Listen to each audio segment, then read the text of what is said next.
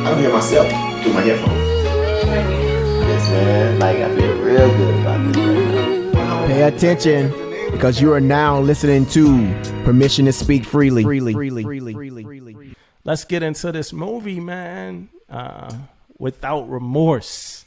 Let me drop the stats. Yeah. Without Remorse. It's a Tom Clancy story, directed by Stefano Sollima. Michael B. Jordan is the star. It got Jamie Bell in it, Jodie Turner-Smith. Jodie Turner-Smith, that's from Queen and Slim. Lauren London, rest in peace, Nip, and Guy Pearce. And you could go from there. Yeah, man, like, this movie, though, I'm glad we talked about it, man, is because it's right up my alley, man. Like, my type of movie, and I'm more definitely biased to it. One, I'm a Michael B. Jordan fan. I think he's a think he's a good actor. Most definitely loved him in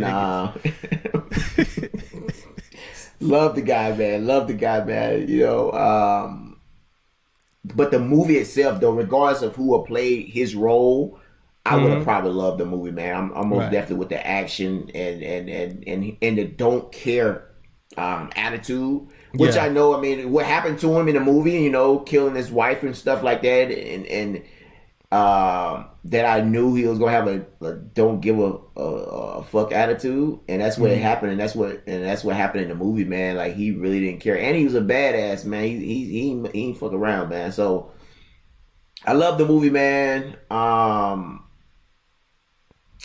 I think Laura London played a good role, man. She's like her skills was pretty good in that movie, man. I can see her. Laura London. Yeah, I mean, I like her.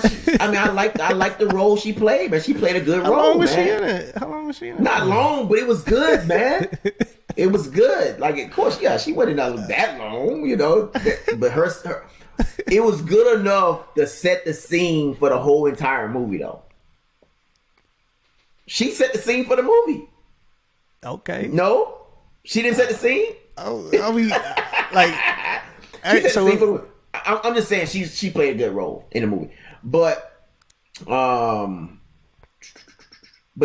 Tom Clancy's movies, though, man, they the one I think I saw a couple of them, man. Both of them been pretty action packed movies, and Michael B. Jordan, and then it's a type of not saying a different role for Michael B. Jordan, but we kind of haven't heard from him in a minute.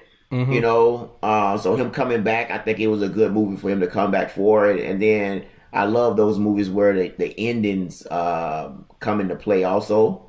Yeah, where you think it could be more and something else. So if I was rating this movie out of 5, man, I'm gonna give it a 4. But I thought it was a pretty good movie, especially, you know, and I could be a little, you know, I won't say I am biased, but I would say the timing to having it where it was at, and COVID and all this type of stuff, man. Sit at home with the family and watch it was another thing about it too. So, but it was a pretty good movie to me, man. I like it, and I'm an action guy, so I like it. What you got? I heard it was a mid-credit scene in that movie. I ain't see it. I didn't even know it was a mid-credit scene.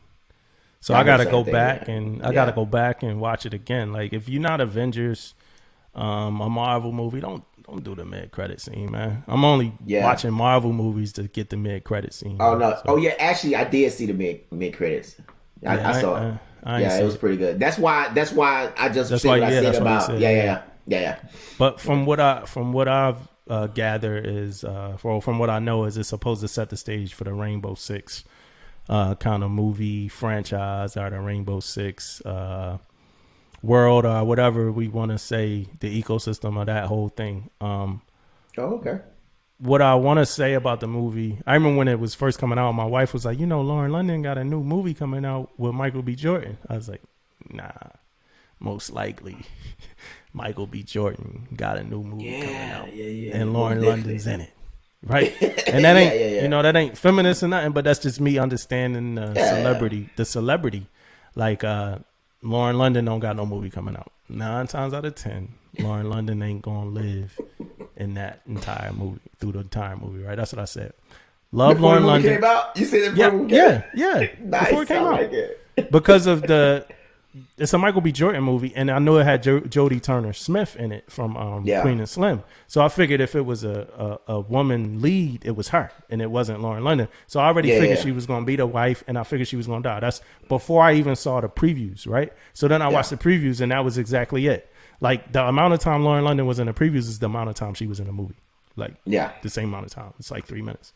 Previews a movie. Like, little longer 3 minutes, man. You know what I'm saying? Now I say all that. I really love. I'm not really like much respect for like Nip and everything they got going on, and much respect for Lauren London. I just knew that like this was like her first step back into movies, like real like big movies, and getting her feet wet. And she normally does things. In my opinion, she does things that's commendable in the right way. So I figured she wasn't going to step out all the way out yet. So I figured if she was in it, it was going to be a small role. She was going to be the love interest. It's just the way my wife told me. It was like he was the love. It's like Michael B. Jordan is the lead in any movie that he plays in for a while, you know, unless he's playing alongside somebody else. Denzel or somebody. Yeah, gotcha.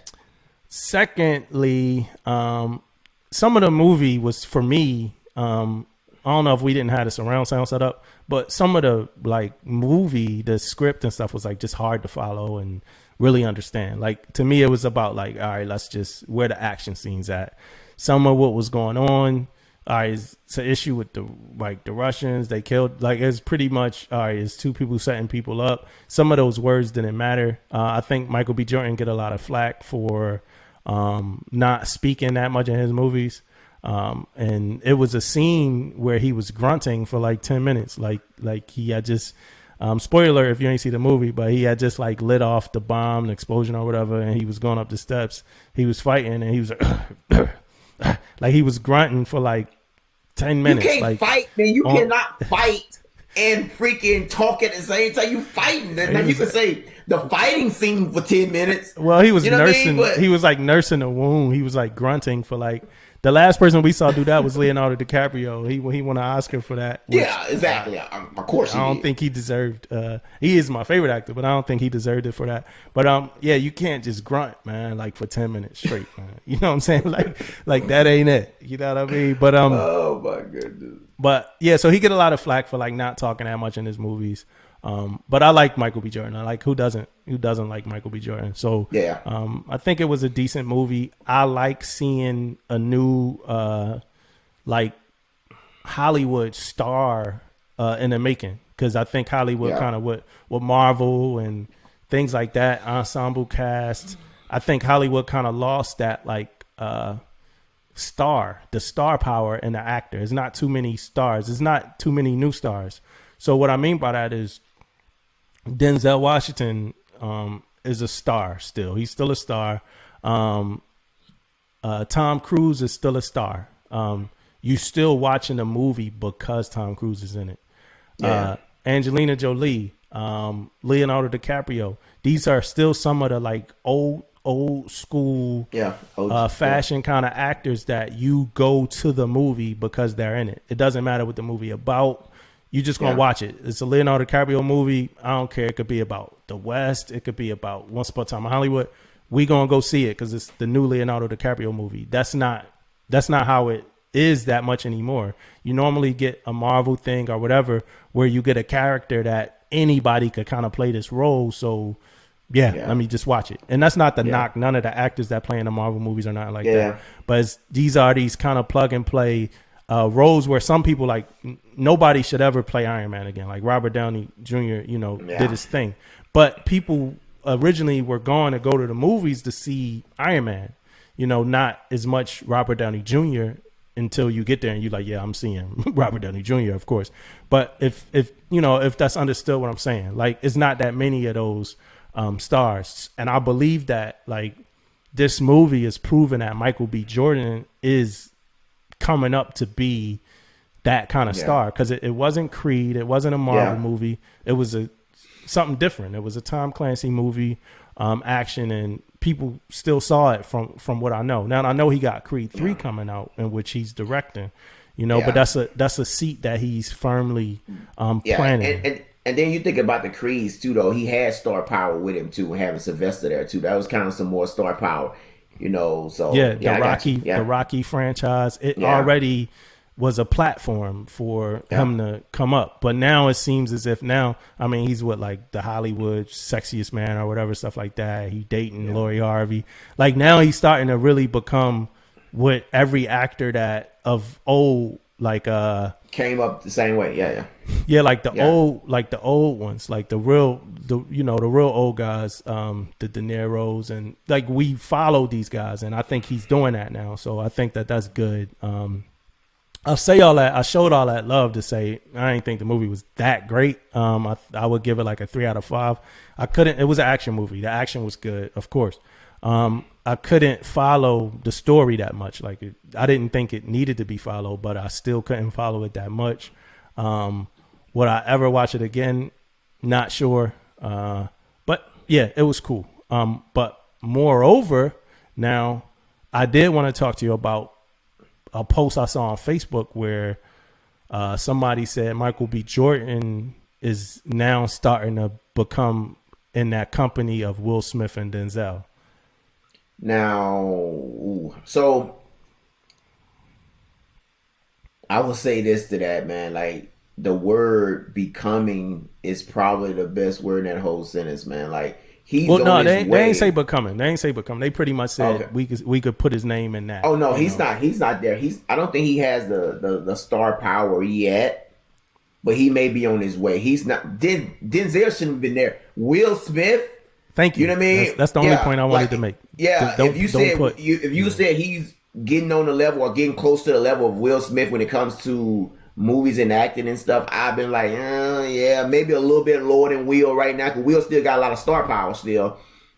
But Denzel is on a whole nother level, man. You can't say this. Yeah, he got a lot of star power, man. Don't get crazy. Will Smith don't got no star power. What? Will Smith, he's not selling movies. Will Smith not selling movies. Will Smith is not selling movies. Will Smith not selling movies. Come on, man. Will Smith selling movies, man.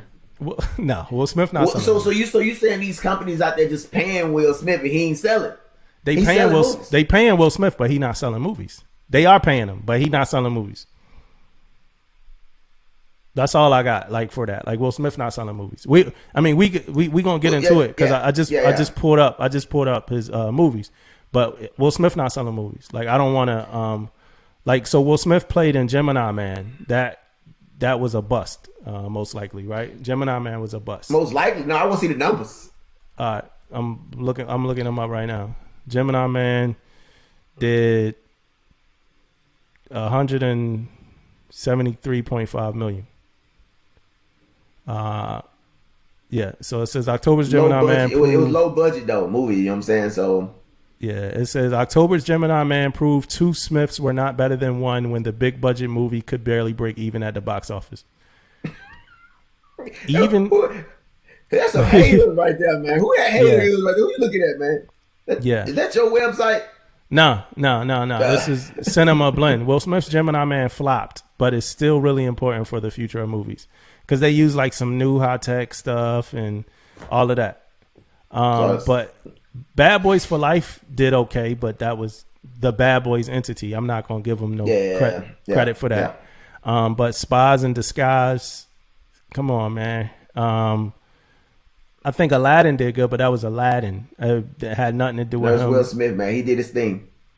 Collateral Beauty didn't do anything that someone would probably. Suicide Squad didn't have nothing to do with Will Smith. Concussion. Hey, man. Hey, we talking about Michael B. See how you got how you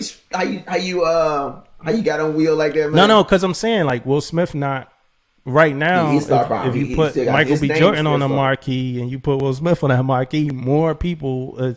Now let me let me kind of go to Will Smith for a second.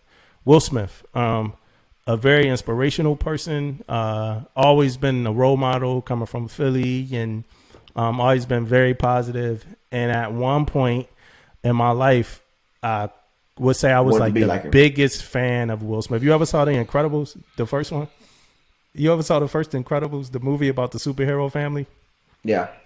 Remember the villain who liked like he looked up and admired Mr. Incredible. And then he became a villain. That's how I felt about Will Smith. Like I looked up and admired Will Smith in my youth or whatever, but now I'm like I'm your villain because you not making good movies. Like his movies are not. He figured out Instagram. He figured out social media, TikTok, everything. Like I'm glad he did that because I like seeing Will Smith prominent somewhere. But in my opinion, he's not prominent in Hollywood.